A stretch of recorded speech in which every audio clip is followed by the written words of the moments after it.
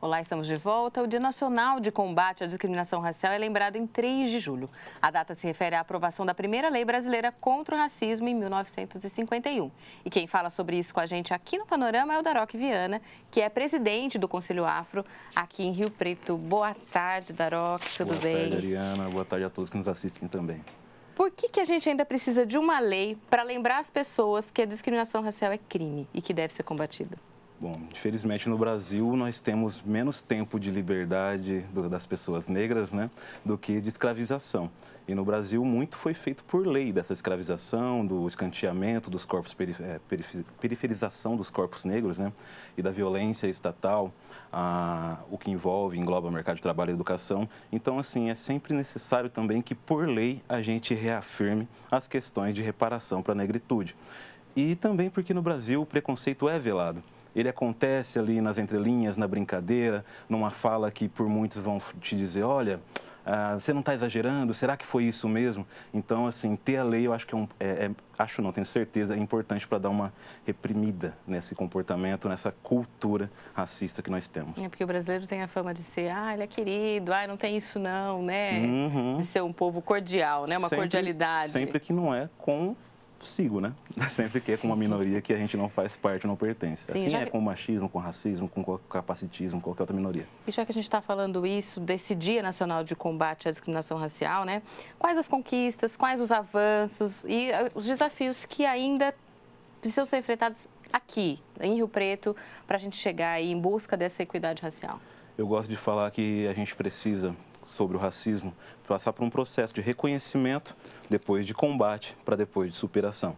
Nesse momento, em Rio Preto, a gente conseguiu chegar num momento onde é fatídico, reconhecido por todos a existência do racismo e a necessidade de se aprimorar o nosso sistema, nossas políticas públicas por isso.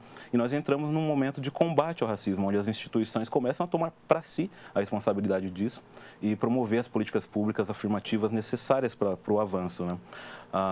Hoje, o avanço que nós tivemos, que eu sinto que nós tivemos, é que os órgãos públicos, as secretarias envolvidas, principalmente a Secretaria de Igualdade Racial, a Secretaria de Educação e a Secretaria de Trabalho e Emprego, elas têm se mobilizado em prol dessa pauta, em prol dessa conscientização e das parcerias. E eu acho também que fica muito nítido assim, como a população tem olhado com mais carinho, mais atenção, mais critério a respeito dessa pauta. Deixou de ser um tema onde ficavam apenas se discutido nos grupos negros e passou a ser discutido na sociedade como um todo. Isso na parte cultural, na parte política. É lógico que a gente tem as partes materiais de avanço também da atuação do Conselho nos últimos tempos.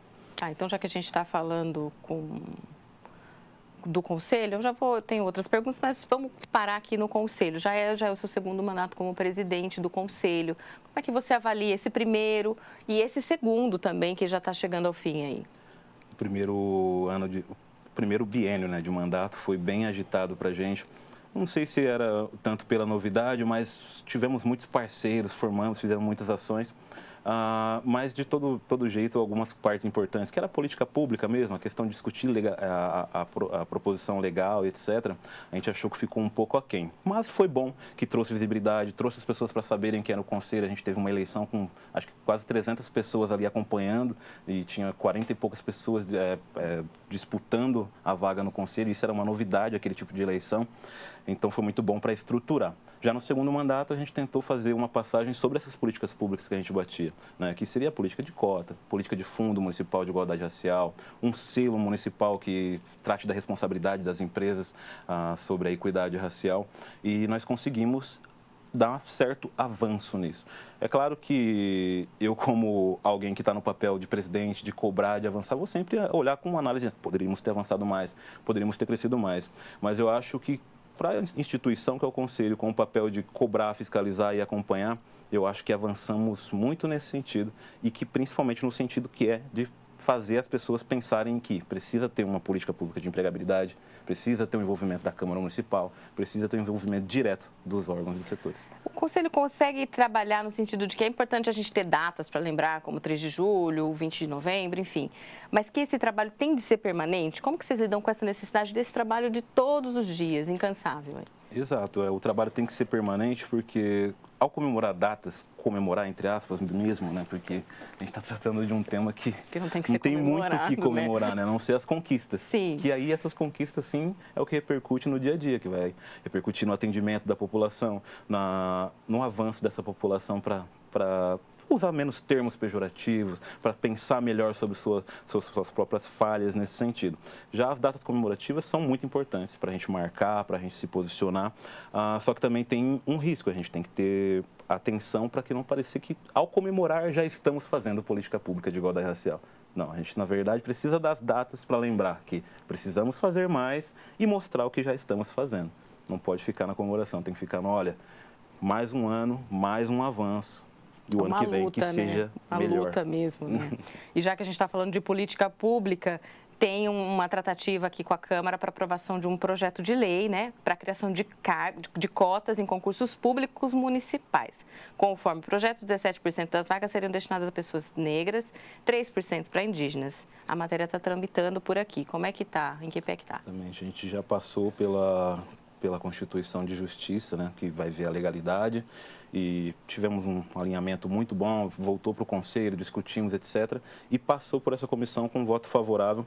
Agora está na mesa da presidência para ver quando vai ser colocado para votação já, na verdade. Passa por outras comissões, mas já está liberado aí para votação segundo o presidente. Tive reunião com ele essa segunda-feira para conversar. Então está sendo dialogado o melhor momento para essa primeira votação da legalidade e mérito. Só que essa é uma das leis mais importantes que a gente poderia. Se eu pudesse escolher, como acabou acontecendo, uma só para a gente conseguir passar para frente, seria essa da lei de cotas. Porque quando a gente fala sobre superação do racismo, está diretamente relacionado à empregabilidade e à questão da educação. Inclusive, até a capacidade de se ter estudo, de se estar dentro do sistema de educação, tem a ver com a empregabilidade, tem a ver com se aquela família tem recurso financeiro, se ela consegue se manter, né? E eu acho que, devido à baixa presença das pessoas negras no setor público, principalmente em qualquer cargo que seja um cargo de nível superior, até mesmo de nível médio, as pessoas negras hoje no poder público ocupam geralmente os cargos terceirizados ou os cargos de baixa valorização, né?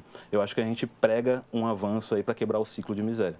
Nesse caso, onde as famílias negras terão um subsídio maior, uma participação maior no Estado. A gente sabe que trabalhar no setor público muda o cenário de muitas famílias. Mudou a minha, por exemplo, como uma pessoa negra dentro da estrutura do Executivo. E eu acho que tem o poder, então, tem o poder de mudar esse cenário. Trata de uma questão muito séria, muito cara para a gente, que é a negritude, que é a questão da empregabilidade e é a questão também de poder nos ver nesses postos, nessa posição que vai poder reverberar na vida do meu filho, na vida da minha família daqui para frente. Um sistema que sofreu muitos ataques, né, Daroca? Esse sistema de cotas nas universidades sofreu muitos ataques nos últimos anos, né? Também torna para vocês uma luta um empenho, né, para que isso seja aprovado. A gente tem no Brasil, né, tanta discussão das cotas no ensino público, né, gratuito, e essa questão dos concursos públicos.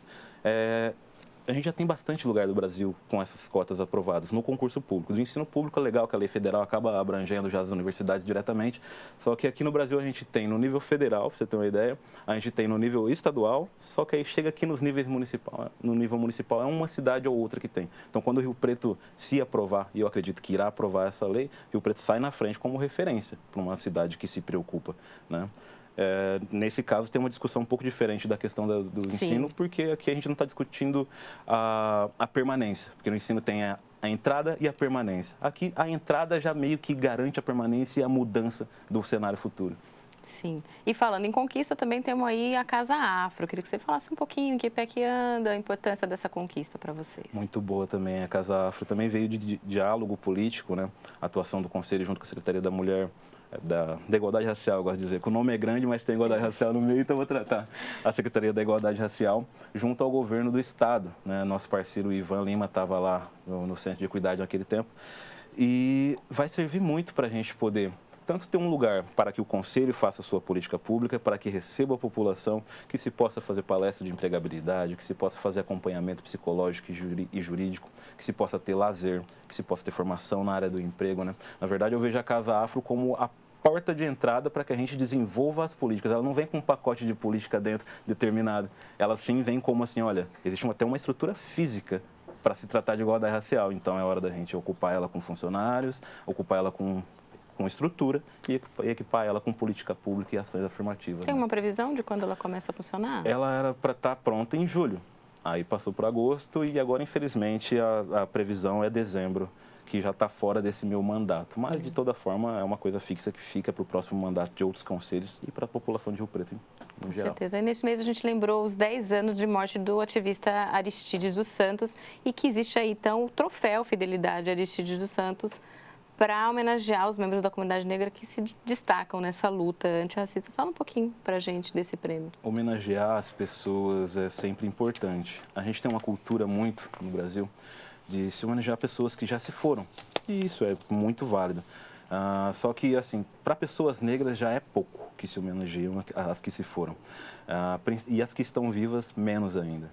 E a gente tem, nesses 2 biênios de conselho, primado muito por homenagear essas pessoas que ainda estão ativas. Lógico, fizemos a justiça também a pessoas que já se foram, mas as pessoas que estão ativas porque é um incentivo para que elas continuem agindo, para que elas continuem fazendo política pública, porque muitas vezes é de graça, muitas vezes é voluntário. E essa pessoa não pode desanimar, ela tem que estar ali sendo reconhecida. Se não todas as vezes, né? Uma coisa que a pessoa toma para a vida dela, né? Exatamente. Então, assim, é o mínimo que a gente tem para fazer reconhecer. E, às vezes, para um ente, para um órgão, homenagear é algo pequeno, mas para a pessoa que recebe, para a família, para o círculo que aquela pessoa vive, é algo muito grandioso. E é bom que leve o nome do senhor Aristides dos Santos, né, que sempre foi referência, inclusive o presidente de honra do Conselho Municipal Afro, sempre foi referência para nós em questão de ativismo e questão também de parcimônia, né? Que é também uma tônica que o Conselho buscou trazer. Vamos brigar sério, mas vamos brigar de maneira educada e todo mundo, assim, eu acho que todo mundo, no final das contas, quer superar o racismo. Muitas vezes as pessoas não sabem como ou acham que já é suficiente. E o Conselho, assim como o senhor Aristides, está aí para mostrar que não, peraí, vamos conversar mais um pouquinho.